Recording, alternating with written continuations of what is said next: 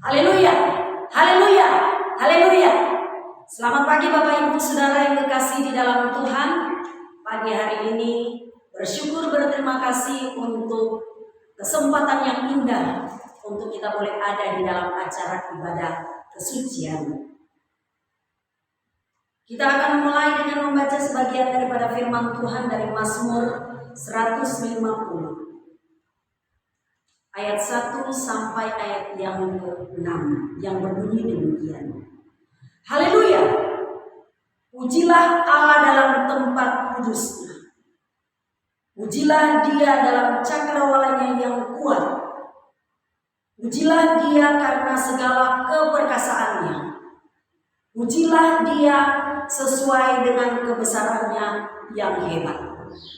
Pujilah Dia dengan tiupan sangkakala. Pujilah Dia dengan gambus dan kecapi. Pujilah Dia dengan rebana dan tarian.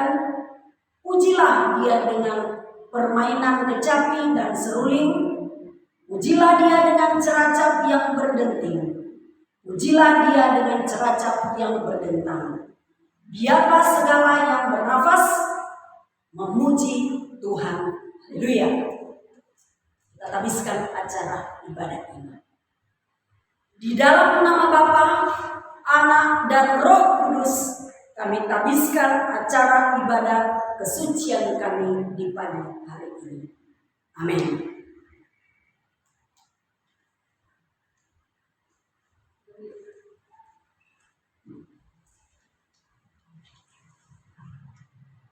Shalom. Selamat pagi, saya ucapkan untuk semua jemaat Korps 2 Surakarta. Salam damai sejahtera bagi kita semua. Mari kita ucapkan syukur kita kepada Tuhan bahwa Tuhan itu baik. Mengucap syukur atas segala kebaikan Tuhan karena kita dapat melewati minggu ini dengan baik. Meskipun kita tahu kita melewati hari-hari di mana kita melaksanakan PPKM. Sudah beberapa minggu ya saudara-saudara dikasih Tuhan, kita tidak bisa beribadah, ya. Tetapi puji Tuhan, kita bisa tetap bersyukur karena kita bisa melaksanakan ibadah online secara mandiri.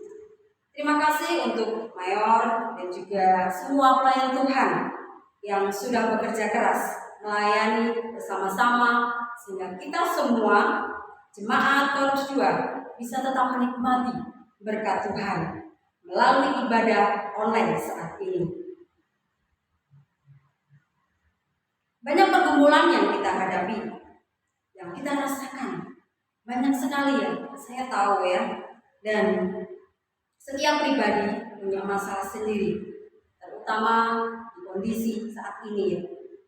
Tapi hari ini saya mau mengajak saudara-saudara yang kasih Tuhan untuk kita tetap semangat. Kita bekerja dan bekerja bersama dengan Tuhan hingga Tuhan datang. Pujian nomor 295 akan mengawali ibadah kita pada saat ini.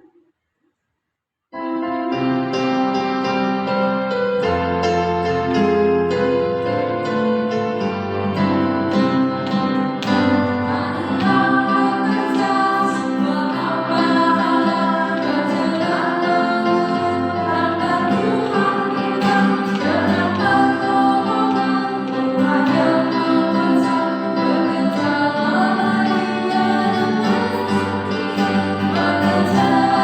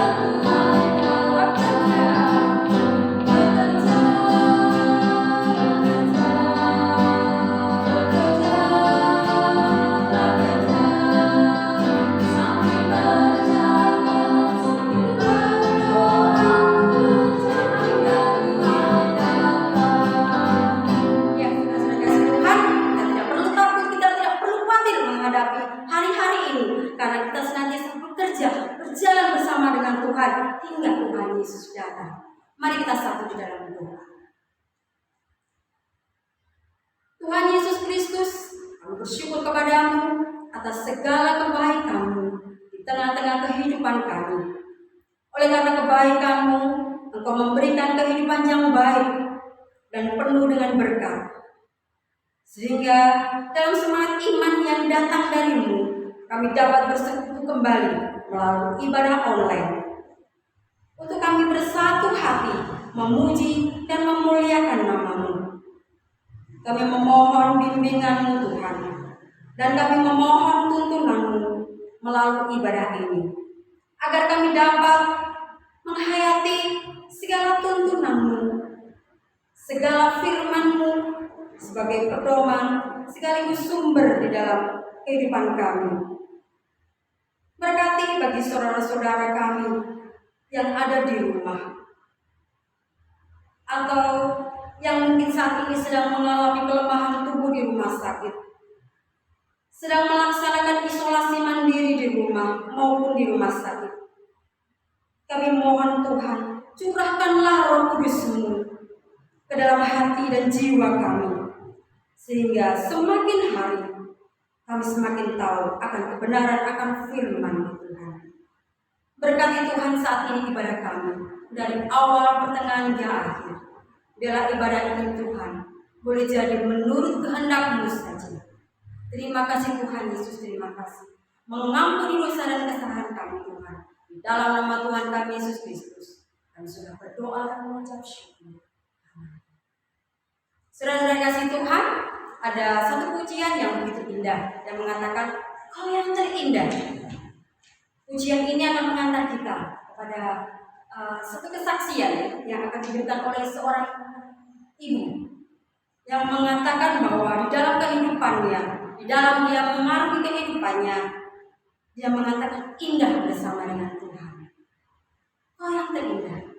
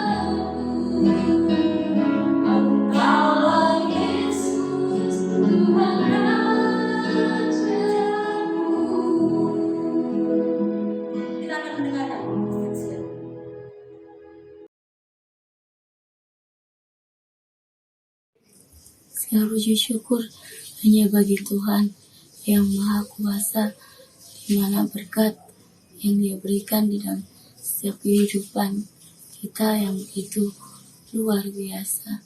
Hari ini saya memberikan kesaksian di mana Tuhan itu luar biasa baik di dalam setiap kehidupan saya.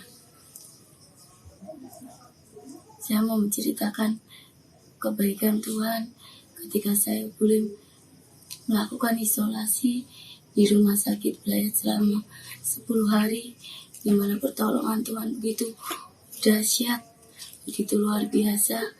Dan ketika saya boleh melihat di dalam 10 hari saya boleh menjalani isolasi, Tuhan selalu menyertai saya.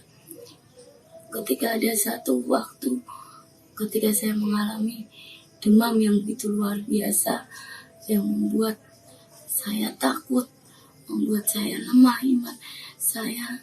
Tetapi di situ kuasa Tuhan begitu nyata. Dia memberkati saya, Dia menguatkan saya.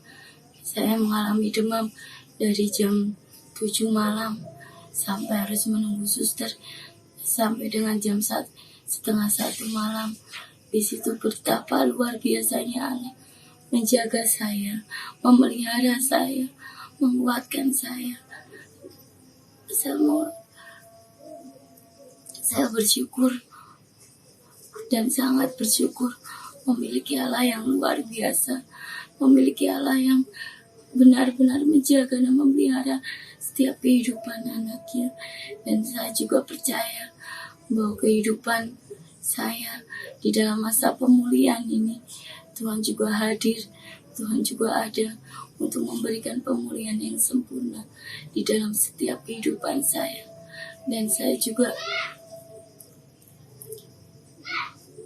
ingin Bapak Ibu Saudara juga merasakan bahwa Tuhan itu sangat baik. Jangan pernah meragukan kekuatannya, jangan pernah meragukan kuasanya, karena Dia benar-benar ada di tengah-tengah kita, memberkati setiap kehidupan kita. Biarlah ini kesaksian saya boleh menjadi berkat bagi Bapak Ibu Saudara yang menyaksikannya. Tuhan Yesus memberkati. Baiklah, saudara dikasih Tuhan, kita akan mendengarkan pembacaan firman Tuhan yang akan diambil dari Yohanes 6 ayat 1 sampai 15. Ya, sebelum saudara mempersiapkan diri untuk membuka Alkitab kita masing-masing, kita akan memujikan satu pujian yang mengatakan Kau berfirman.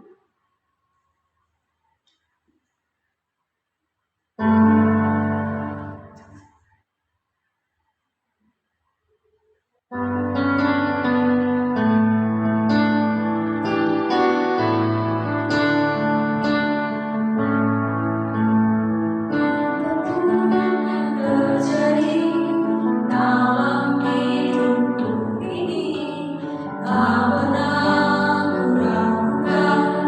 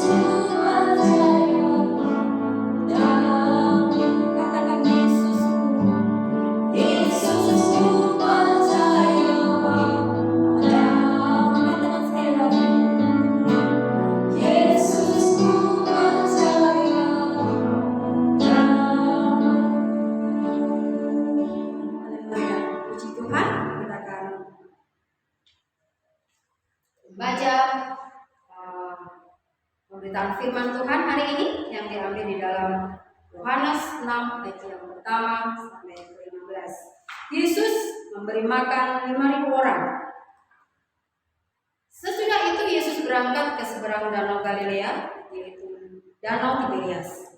Orang banyak berbondong-bondong mengikuti dia, karena mereka melihat mukjizat-mukjizat penyembuhan yang diadakannya terhadap orang-orang sakit. Dan Yesus naik ke atas gunung dan duduk di situ dengan murid-muridnya. Dan Paskah, hari raya orang Yahudi, sudah dekat. Ketika Yesus memandang sekelilingnya dan melihat bahwa orang banyak berbondong-bondong datang kepadanya, berkatalah ia kepada Filipus, "Di manakah kita akan membeli roti supaya mereka ini dapat makan?" Hal itu dikatakannya untuk mencobai dia, sebab ia sendiri tahu apa yang hendak dilakukannya. Jawab Filipus kepadanya, "Roti seharga 200 dinar tidak akan cukup untuk mereka ini, sekalipun masing-masing mendapatkan sepotong kecil saja." Seorang dari murid-muridnya, yaitu Andreas, seorang Simon Petrus, berkata kepadanya, "Di sini ada seorang anak yang mempunyai 5 roti jelai dan 2 ikan. Tetapi apalah artinya itu untuk orang sebanyak ini?" Kata Yesus, "Suruhlah orang-orang itu duduk." Adapun di tempat itu banyak rumput, maka duduklah orang-orang itu, kira-kira 5.000 laki-laki banyaknya. Lalu Yesus mengambil roti itu, mengucapkan syukur dan membagi-bagikannya kepada mereka yang duduk di situ. Demikian juga dibuatnya dengan ikan-ikan itu, sebanyak yang mereka kehendaki. Dan setelah mereka kenyang, ia berkata kepada murid-muridnya, "Kumpulkanlah potongan-potongan yang lebih, supaya tidak ada yang terbuang." Maka mereka pun mengumpulkannya dan mengisi 12 bakul penuh dengan potongan-potongan dari kelima roti jelai yang lebih setelah orang makan. Ketika orang-orang itu melihat mukjizat yang telah diadakannya, mereka berkata, "Dia ini adalah benar-benar nabi yang akan datang ke dalam dunia." Karena Yesus tahu bahwa mereka hendak datang dan hendak membawa dia dengan paksa untuk menjadikan dia raja, ia menyingkir pula ke gunung seorang diri. Demikianlah pembacaan firman Tuhan. Diberkatilah bagi kita semua yang sudah mendengarkannya. Dan kita akan mendengarkan uraian dari firman Tuhan melalui hambanya yang sudah dipersiapkan Tuhan untuk boleh menjadi berkat pada pagi hari ini. Sebelum kita masuk di dalam pemberitaan firman Tuhan, biarlah pujian Tuhan selalu menolongku, akan mengantar kita untuk kita boleh jauh-jauh lebih lagi masuk di dalam hadirat Tuhan.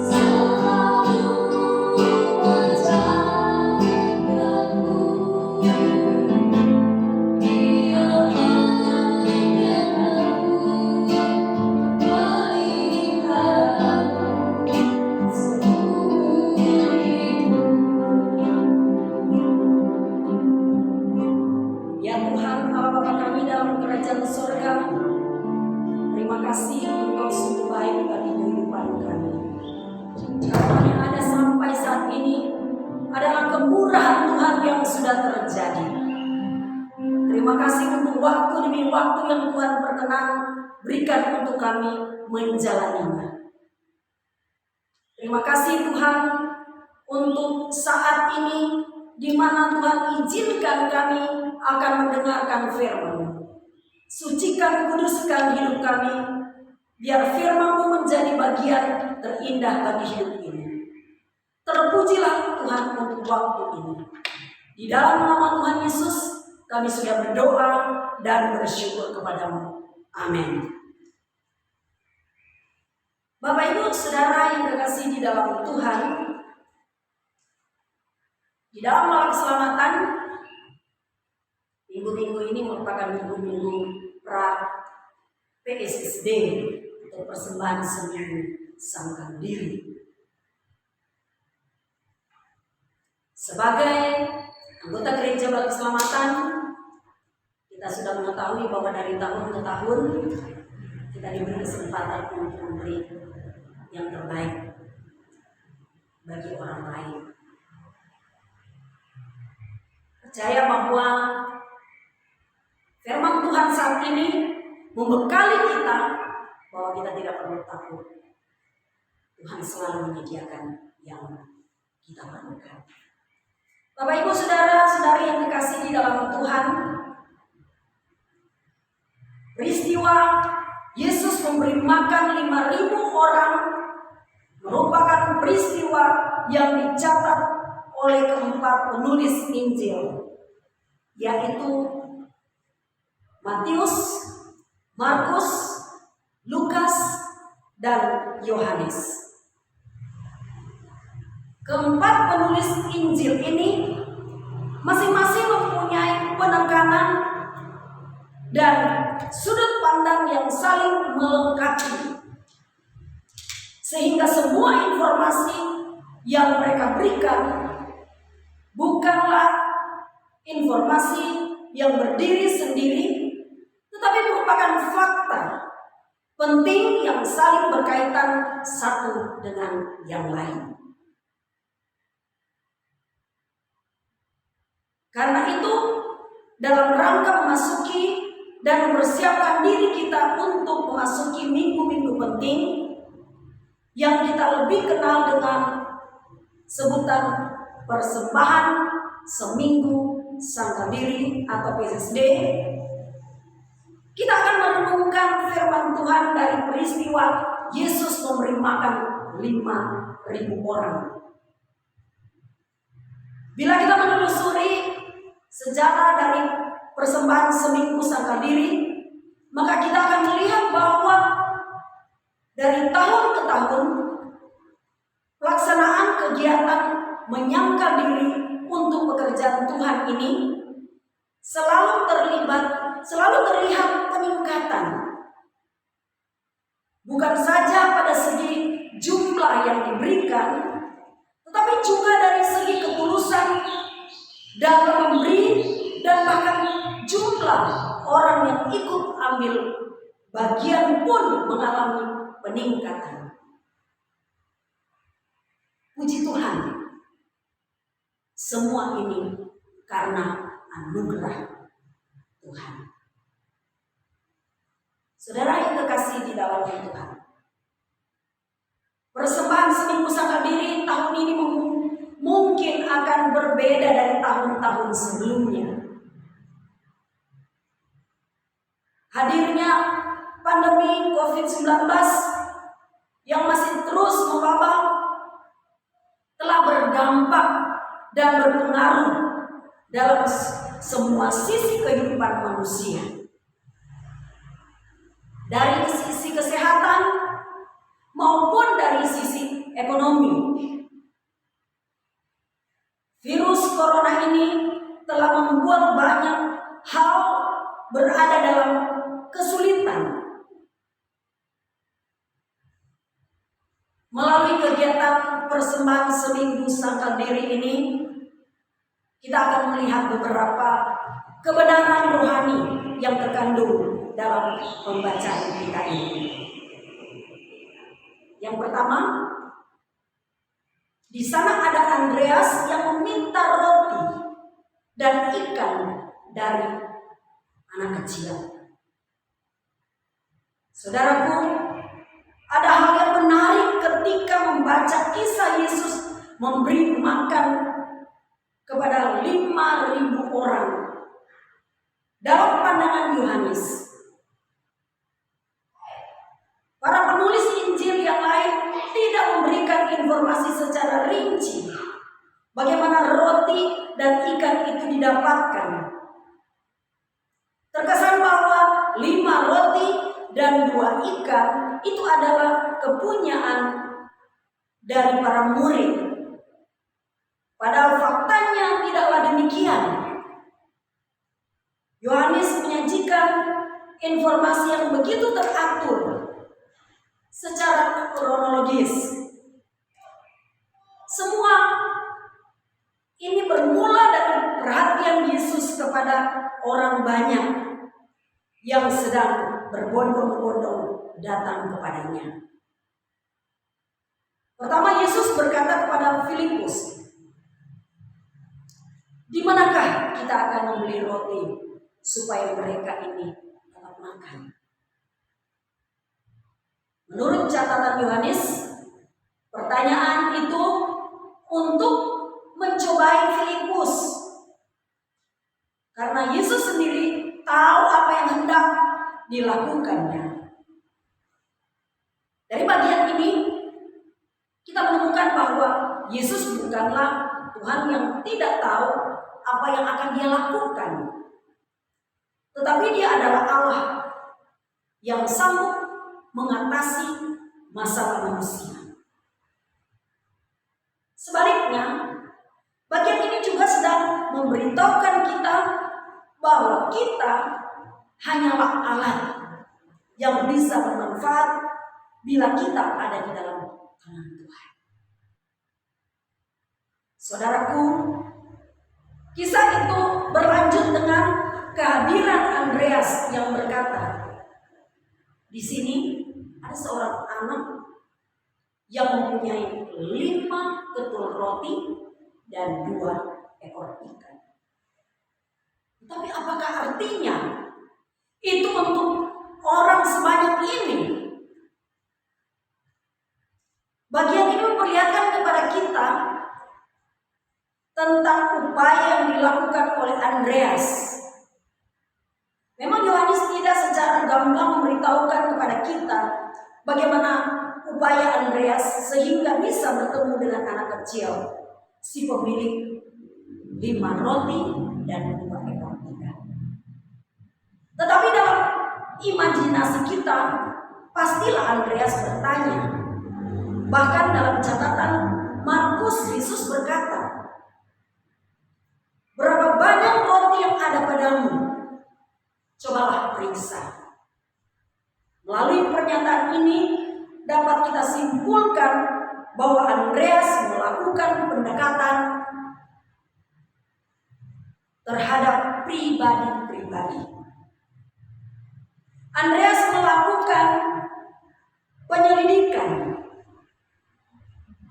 konsultasi dan berusaha membuka komunikasi dengan berbagai pihak demi suatu pekerjaan yang besar yang Tuhan mau dilakukan. Andreas bukanlah tipe orang yang masa bodoh dengan situasi dan masalah yang sedang terjadi. Andreas bekerja, Andreas berusaha, sekalipun hasil yang dia dapat sangat kecil dan terbatas. Dalam keterbatasannya, Andreas berkata, "Tetapi apakah artinya itu untuk orang sebanyak ini?" Saudaraku yang kekasih, bukankah banyak kali kita diperhadapkan dengan kenyataan seperti yang dialami oleh Andreas? Andreas hanya berfokus pada 5 ketul roti dan 2 ekor ikan. Andreas hanya berfokus pada banyaknya manusia yang harus diberi makan pada saat itu.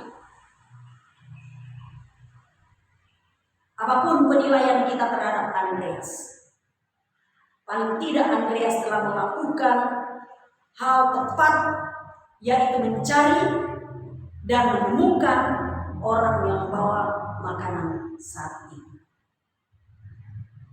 Bapak Ibu Saudara yang terkasih di dalam Tuhan, kegiatan PSSD adalah satu tujuannya adalah menjadi wadah untuk orang boleh ikut memberikan 5 roti dan 2 ikannya untuk dipakai dalam pekerjaan Tuhan. Melalui minggu-minggu pra PSSD ini, kita membuka komunikasi, mengetuk setiap hati yang mau terbeban untuk ikut dalam menyangkal diri demi pekerjaan Tuhan. Inilah kebenaran rohani pertama yang kita temukan perihal Yesus memberi makan 5.000 orang. Sekarang mari kita melihat kebenaran rohani selanjutnya. Yang kedua, di sana ada anak kecil yang memberi makan, yang memberikan 5 roti dan 2 ikannya. Saudaraku, sorotan yang tidak kalah pentingnya yang ditonjolkan oleh Yohanes adalah hadirnya anak kecil yang dengan rela memberikan miliknya untuk pekerjaan Tuhan. Sebenarnya kalau mau jujur, meminta roti dan ikan dari anak kecil bukanlah perkara gampang. Segampang kita meminta kepada orang dewasa. Naluri seorang anak kecil pada umumnya sulit untuk melepaskan apa yang menjadi miliknya karena kepolosannya. Anak kecil selalu tampil apa adanya. Namun ada hal lain yang Yohanes sedang sampaikan kepada kita melalui anak kecil ini, yaitu Tuhan mau terkadang memakai hal-hal kecil, hal-hal sederhana, bahkan hal yang dianggap sepele untuk menyatakan rencananya yang besar atas dunia ini. Saudaraku, kesedihan anak kecil ini memberikan apa yang dia punya, menyebabkan ada kisah spektakuler terjadi. Bayangkan bila dia tidak mau memberi apa yang dia punya saat itu, yaitu 5 roti dan 2 ikan, maka pasti 5 roti dan 2 ikan akan tetap ada di tangan dan tidak terjadi apa-apa. Namun anak kecil itu bersedia memberikan miliknya untuk orang lain. Anak kecil ini sudah menjadi berkat saat itu. Ini memberi pelajaran penting bagi kita bahwa untuk memberi atau untuk berkorban bagi Tuhan tidak perlu menunggu nanti kita kaya, atau nanti kalau kita punya banyak uang baru kita mau berkorban bagi Tuhan. Tidak perlu menunggu semua itu. Memberi untuk Tuhan harus didasari dengan apa yang ada pada kita saat ini. Karena menunda untuk memberi bisa jadi kehilangan kesempatan untuk melihat hal ajaib dalam hidup kita. Inilah saatnya untuk memberi bagi Tuhan. Inilah saatnya kita melihat pekerjaan Tuhan yang besar terjadi melalui tindakan sederhana yang kita lakukan. Inilah kebenaran rohani kedua dari kisah Yesus memberi makan 5.000 orang. Kini mari kita melihat kebenaran berikutnya. Yang ketiga, di sana ada Tuhan Yesus yang mengubah 5 roti dan juga ikan menjadi berlimpah. Saudaraku, sangat menarik memperhatikan respon para murid melihat 5 roti dan 2 ikan. Mereka melihat itu sebagai kekurangan. Mereka melihat itu tidak penting dan kurang berarti. Tapi demikian dengan Yesus. Yesus mengambil roti itu. Dia mengucap syukur kepada Allah. Artinya, apa yang terbatas dari tangan manusia, bila berada di tangan Allah, bahkan itu bisa menjadi kelimpahan. Bukankah ini merupakan kabar gembira bagi kita? Yesus ada di sana. Dia mengambil alih persoalan yang sedang terjadi. Percayalah. Yesus pun ada di kehidupan kita. Dia mau memperlihatkan kuasanya yang tak terbatas untuk menolong kita manusia yang serba terbatas. Saudaraku, 5 roti dan 2 ekor ikan dapat memberi makan 5.000 orang, laki-laki, belum terhitung perempuan dan anak-anak. Bukankah kisah tentang Andreas, tentang anak kecil itu, kisah ini murni tentang Yesus. Tentang Yesus yang ada di sana ketika orang kelaparan. Tentang Yesus yang peduli dengan orang lapar.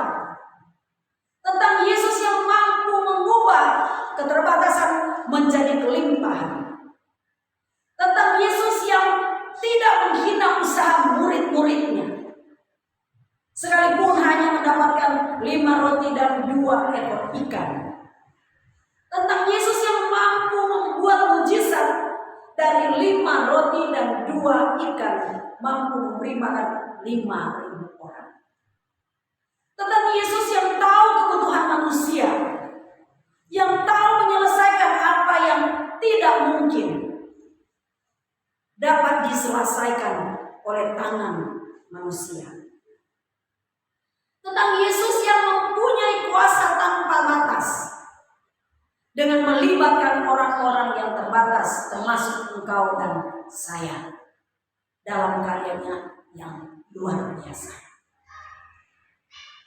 Saudaraku yang kekasih di dalam Tuhan, kegiatan persembahan Sangkabiri yang selalu dilakukan dalam setiap bulan September tiap tahunnya bukanlah tentang berapa uang yang kita harus berikan, bukan juga tentang keadaan kita yang sedang ditimpa pandemi COVID-19 yang belum berakhir, yang menyebabkan banyak orang kehilangan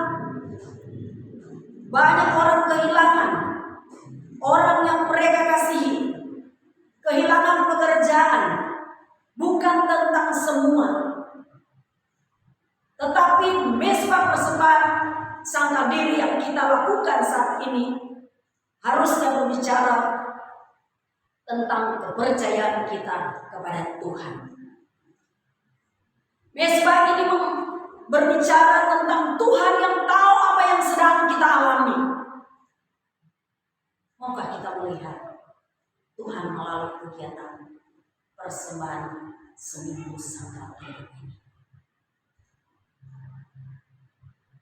Bila dia mau melibatkan dalam misi lintas batasnya, semua itu bukan karena kemampuanmu, tetapi karena anugerahnya. Ketika engkau bersedia memberikan hakmu untuk dipakainya dalam pelayanan, termasuk dalam mesbah Sangkabiri ini, maka bukan hanya orang lain yang merasakan berkat itu, tetapi engkau pun dapat mengalami kelimpahan berkatnya. Akhirnya kehadiran Yesus dalam seluruh peristiwa hidup yang kita alami selalu membawa kita untuk memikirkan kebutuhan orang lain. Selamat mempersiapkan diri untuk melihat Yesus ada di sana. Di PSSD kita, di kehidupan nyata kita, di setiap hal yang kita lakukan, Yesus ada di sana. Di sakit yang kita alami, di kegagalan yang menimpa kita, Yesus ada di sana. Di duka yang menimpa kita, Tuhan berkati kita melalui firman-Nya. Amin. Kita akan menyanyikan nyanyian dari buku nyanyian para keselamatan nomor 426.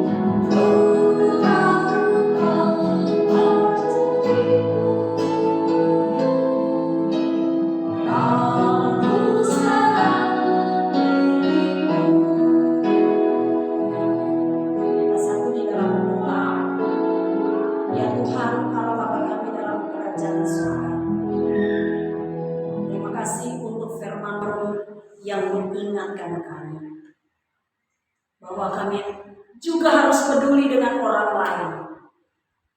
Mungkin saat ini kami susah, tetapi ada banyak orang yang membutuhkan uluran tangan,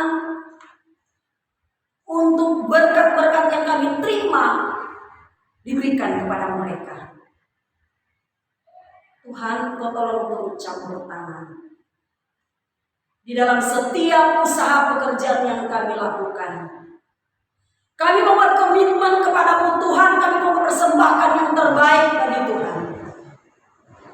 Biar orang lain yang mengalami kesulitan pun mereka terima berkat yang kami terima daripada Tuhan.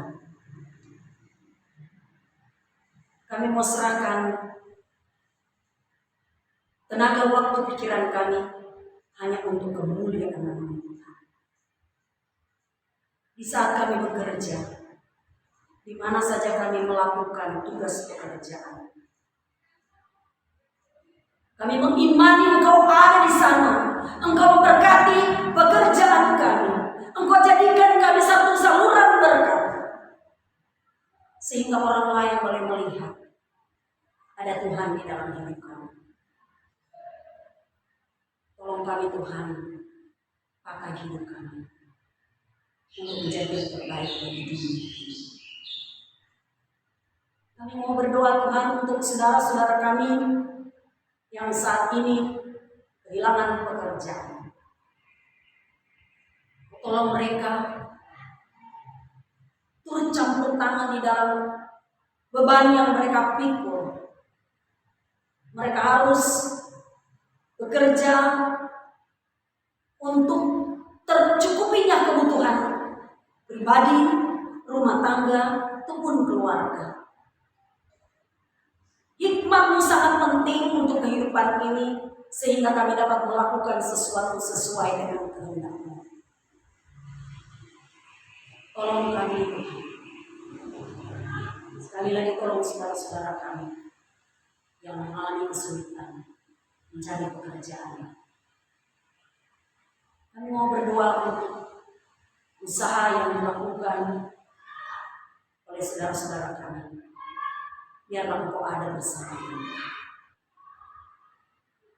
Kami berdoa untuk bangsa dan negara yang kami cintai. Engkau tolong turut campur tangan untuk semua masyarakat yang ada di Indonesia. Masing-masing kami punya kesulitan dalam menjalani hidup ini. Tetapi kami bersyukur kepadamu karena kami punya Tuhan yang luar biasa, yang Maha Pengasih dan Penyayang untuk hidup kami, yang tepat pada waktunya di dalam setiap kebutuhan yang kami perlukan. Engkau yang menyediakan. Kami mau berdoa Tuhan untuk saudara kami yang saat ini sedang menderita sakit COVID. Mereka yang dirawat di rumah sakit, mereka yang dirawat di tempat-tempat penampungan, mereka yang harus